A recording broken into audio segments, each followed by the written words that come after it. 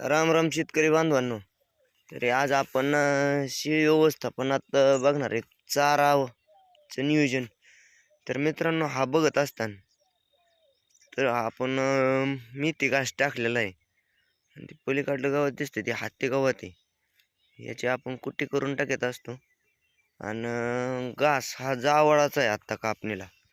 काही काही लोक म्हणतात बाबा जावळाचा घास कापणीसाठी चांगला नसतो शेळ्यांना. शेळ्यांचं गाभाडण्याचं प्रमाण ह्या जावळाच्या गवतानी होतं. पण तुम्हाला सांगतो, आपल्या आता गोठ्यामध्ये दोन पाठीने एक शेळी गाभण होती. शेळी वेली आता, पण घास चालू आहे की काय कापत होतं. पण आपल्यात काय गाभाडण्याचं प्रमाण हे झालेलं नाही. त्याच्यामुळं मित्रांनो, तुमच्याकडून दुसरी काहीतरी चुकी होत असणार आहे. त्याच्यामुळे शेळी गाभडत असेल. आता ही बघताय तुम्ही, घास आहे ना, त्याचं शेज इथवर आलतं आणि हा घास शेळ्यांना चालू आहे. जर तुमच्याकडं म्हणजे 1-2 गुंठे जरी रान असलं, तरी तुम्ही 2 गुंठ्यात घास केला तरी बऱ्यापैकी चाऱ्याचं नियोजन होईल. तुम्ही पण असा मेथी घास आता ह्या दिवसात टाकीतच, थंडीच्या दिवसात आहेत ना, घास टाकीत. घास लवकरात लवकर टाकून घ्या. म्हणजे कसं होईल, तुम्ही जरी शेळ्या केल्या तरी त्यांना असं चाऱ्याचं नियोजन होऊन जाईल.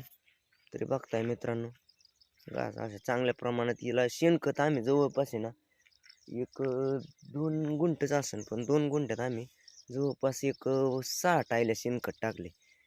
वाटणार बी नाही की जावळाचा घास आहे. जावळाच्या घासाच्या काड्या तुम्हाला सांगतो मित्रांनो, एकदम नाजूक नाजूक असतात.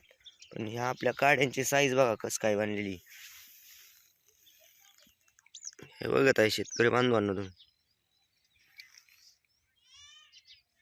आणि तुम्हाला जर रान नसलं तर तरी पण तुम्ही शेळी पालन करू शकता. तर ते कशा पद्धतीने तुम्हाला बी माहिती आहे मित्रांनो.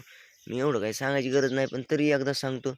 तुम्हाला जरी फक्त राहण्यापुरती सोय असेल आणि शेळ्या बांधाय जागा असेल, तेवढ्या जागेत शेळ्या बांधून तुम्ही आपलं रस्त्याच्या कडेने वगैरे फिरवल्या, एखाद्याचं पडीक रान आहे तिथं चाराय नेल्या, तरी शेळ्यांचं बागू शकते मित्रांनो. पण आपल्याला कसं आहे, रान आहे त्याच्यामुळे आपण केलेलं आहे. पलीकडली हत्ती गावात आहे.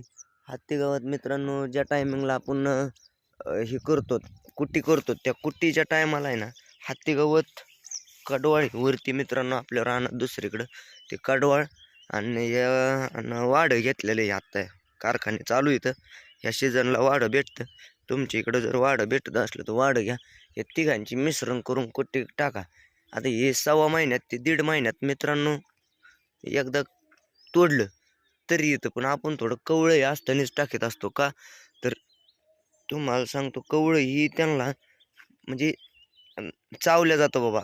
लय कडक होऊन दिलं पार तुरा टाकल्याच्या नंतर ती मग शेतकरी बांधवांनो, ती काय होतं, तसंच कुठे पडून जाते. आणि कवळी ना कडा कडा खात्यात. रे बघत असताना अशा प्रकारे मित्रांनो, हे आपलं घराच्या जवळ आहे. ही पलीकडचं शेड आहे आणि हा घास आहे. इथून कापायचा आणि शेडमध्ये टाकायचा, बस एवढंच आहे. उलट शेडच्या जवळ घास करा कधी पण. तिथल्या तिथं कसं असतं, लक्ष राहतं आणि आपण खायला टाकल्यानंतर माणूस निवांत लगेच होतो.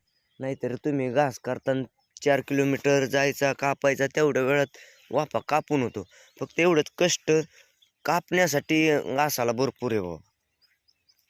नाही म्हणलं तरी 1 तासभर जातो. जर 2 माणसं असेल तर अर्ध्या तासातच 10 शेळ्यांचा घास उरकतो मित्रांनो.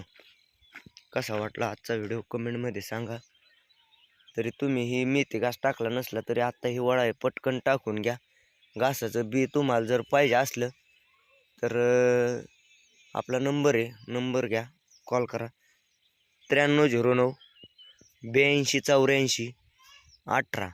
आणि तुम्हाला जर जवळ एखादं कृषीचं दुकान असेल तर त्या दुकानात सुद्धा एक घासाचं बी अवेलेबल असतंच. त्यांच्याकडून आणा आणि घासाचं नियोजन करा. घास टाकून घ्या. आणि तुम्हाला म्हणलं होतं आपण आता ह्या दिवसात कारखाने चालू येतं म्हणून वाढ घेतोय. तर हे बघा मित्रांनो, ही वाढ घेतलेली बघत असताना वाढ घेऊन स्टॉक केलेला आहे. खाती पाट अशी. हे बघितलं का, आता ह्यांना कुठे टाकायची जे, कुठे आता मटेरियल आणायचे आणि कुठे टाकून घ्यायची. सकाळच्या टायमिंगला अशी निवांत तिथं. धन्यवाद मित्रांनो. व्हिडिओ कसा वाटला कमेंटमध्ये सांगा, आणि तुमच्याकडं घास कोणता आहे ते पण कमेंटमध्ये सांगा. दशरथ घास आहे, मेथी घास आहे. धन्यवाद.